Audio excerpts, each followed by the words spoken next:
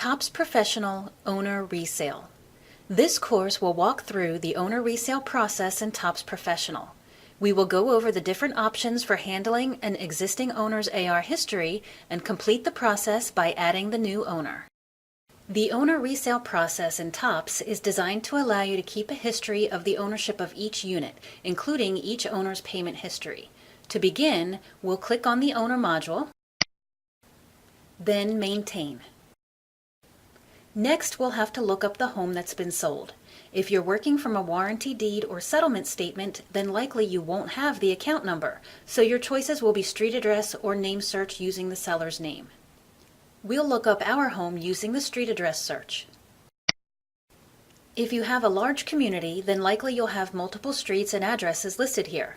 Because this is a small training community, we only have a few. The address we're looking for is 1000 Bishop Road, Unit 101. To select that home, we'll just click on the first listing, which matches our address, and click OK. To begin the resale process, we'll click the Owner Resale button at the top of the page. This will bring up the Owner Resale screen. The first thing we'll need to enter is the resale date.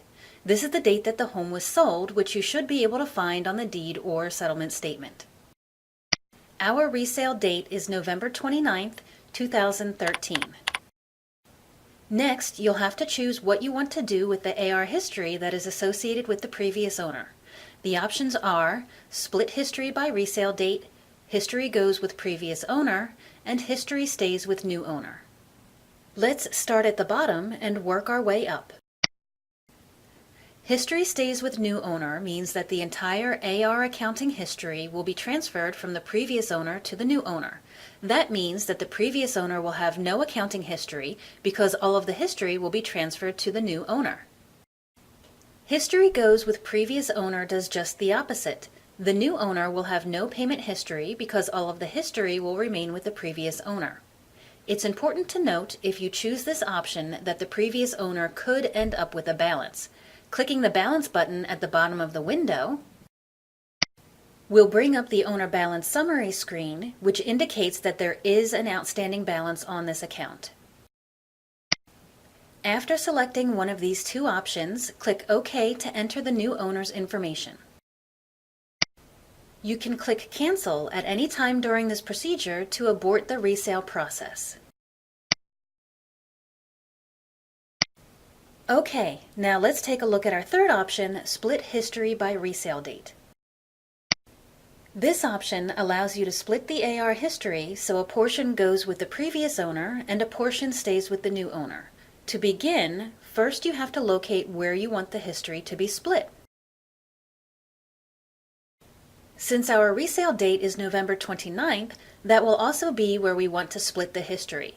We'll click on what will be the first transaction for the new owner, which is the December 1st transaction.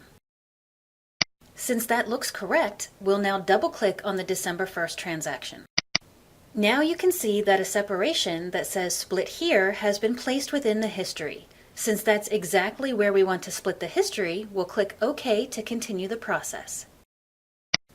Our next screen shows side by side what the balance will be for the new owner, which is our December transaction, and our old owner, who will have a zero balance. To continue the resale process, we'll click OK. Our next step is to enter the new homeowner's information. So we'll type in his name and his sort name, which is typically the last name. The sort name is used when searching for an owner by their name. If we had any other information about this owner, then we could also enter it at this time. But since we're likely going off of a warranty deed or settlement statement, then typically all we'll have is the new owner's name. The resale process automatically fills in the settlement date for you based on the resale date entered at the beginning of the process. The next screen allows us to update the recurring charge amount for this owner. Since the recurring charge is typically associated with the home and not the person, the resale process keeps the same settings from the previous owner. If this community had more than one charge, like a special assessment, then from this screen you could zero out that charge, since most special assessments should be paid off at closing. After reviewing the new owner information, click Finish to complete the process. Now you can see that our current owner is Pete Parsons and he has a $200 balance. If we click on the History button, then you can see that his history begins with our December 1st charge.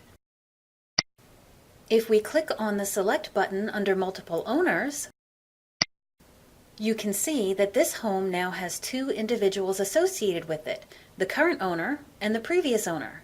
We can select the previous owner and take a look at his account history. The previous owner has the history from the time our charges began until the resale date where we split the charges. This completes our TOPS Professional Owner Resale course. Thank you.